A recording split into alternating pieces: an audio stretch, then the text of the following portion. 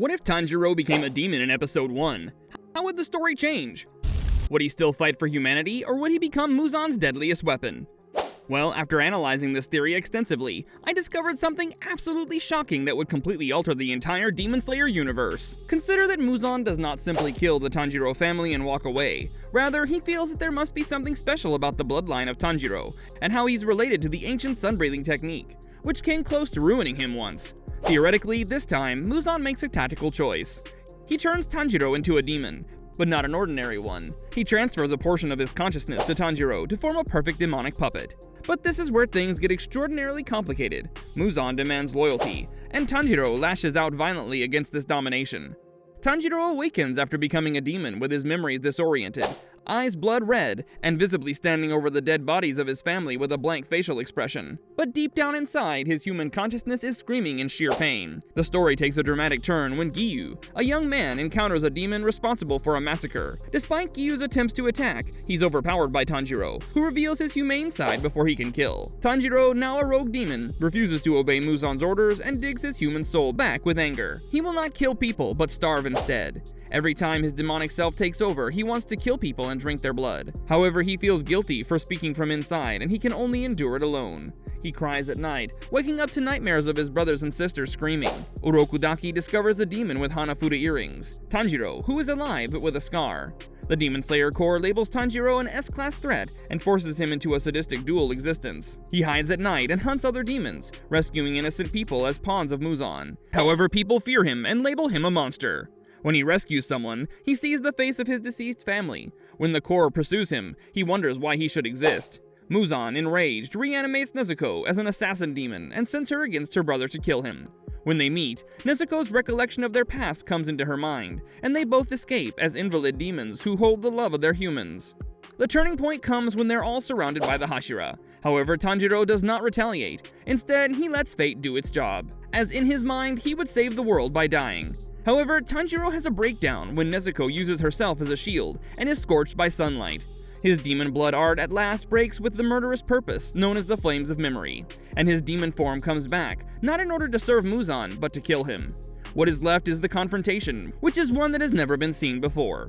The demon with the human soul will be the commander of the fight against the Demon King himself. After defeating Muzan, Tanjiro declines the cure and disappears to the mountains, settling on permanent solitude as a way of keeping humanity safe against him.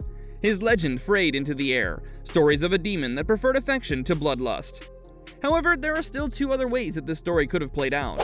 What would happen if Tanjiro was the worst nightmare of the world? What happens when the boy who is to become the greatest demon slayer becomes the replacement of Muzan and the new Demon King? Here's how it happens. When Muzan attacks the Kamado family, he doesn't simply kill them and go. He wants to know what the bloodline of Tanjiro is and how it relates to sun-breathing, as he's already come close to death at the hands of a sun-breather. Muzan, therefore, has a twisted decision. He transforms Tanjiro into a demon. Tanjiro was reborn as a demon, opening his eyes to a shining red color, and he sees his slaughtered family. His mind should have been ruined by the change. However, what occurs is even worse. He begins to think clearly, and what he discovers is outrageous. Muzan is a weakling, truly pitiful of the person who refers to himself as the Demon King. But Tanjiro? The boy is growing more mighty step by step at such a pace. And then it dawns on him. Why would he want to work for a crappy master when he could kill him and be in control? This version of Tanjiro does not battle his demon self. He embraces it with open arms. He begins doubting everything, the Demon Slayer Corps, the Hashira, and even right and wrong. His murders are now intelligent and well thought out, helping a few of humankind to win their loyalty and slaughtering the others to deliver the message. He gradually creates an army of demons who adore him as a god. And the true horror starts when Tanjiro is able to confront Muzan. It's not even a proper fight, but Tanjiro annihilates him, taking away all his strength. And his strategy is now obvious. He will establish harmony between people and demons based only on fear and complete power. People change with power, including the good ones. When Zenitsu and Inosuke have to hunt their best friend, when Giyu refuses to fight him and gets killed by the Corps, when Kanao tries one last time to poison him, Tanjiro murders them all without any guilt. The breaking point comes when he's standing over Kanao's dead body. For just a moment, he sees Nezuko's face in her dying eyes. In his last human act, Tanjiro ends his own life, but it's too late. The world explodes into demon chaos. The core falls apart, and humanity learns to fear the name of the Demon King who almost won. But what about an even worse possibility? What happens when Tanjiro turns into that demon that Tanjiro made fun of? The kind that leaves you heartsick by the sight of the humanity they once had. This is possibly the most frightening one of all, since it's the most realistic. As Muzan changes Tanjiro into a demon, the protagonist does not forget his past experiences, unlike other demons. He forgets not even a single thing: his family, his values, and his mission to save the innocent. However, memories cannot save him. In the beginning, Tanjiro battles his demonic desires using all he can. He tells himself he's still the same, still guided by compassion. He's also proud when he saves a mother and her son from an attack by one of the demons. He reminds himself that he's not like the others, that he's the evidence of good demons. Hunger, however, is a patient hunter. After a week, he goes back to the same mother and child out of starvation. He tells them that he will only need a small amount of blood to survive. Rather, he strangles them to death and proceeds to spend 3 days crying over the bodies of those he has killed. It's a sickening pattern. Grieving over who Tanjiro was, he visits the grave of his family members every full moon, but each time, they're a little out of focus in his recollection. Their voices are decreased. The affection he had towards them begins to evolve, as though it were another person.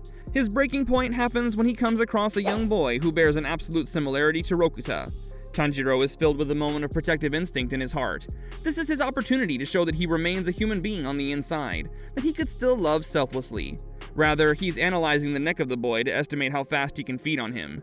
In a few seconds, he strangles the child, and spends the next days sobbing continually, not out of remorse, but because he experiences an abominable emptiness in the emotion he once knew as tears. He's turning into what he hunted down, an object of pity he used to know as a monster. Even worse, he's beginning to suspect that he was never really as kind as he is meant to be, but merely afraid to be bad, dressed in the garb of goodness. By the time Kanao finds him, he does not flee or struggle. He only kneels and pleads with her to make it all stop. His last words break the remaining part of her heart. Promise me that you will kill the next one before they become like me. Never lead them to believe that they are not like the other people. Never make them hope. This Tanjiro never passes away as a villain or a hero. He passes away as a tragedy.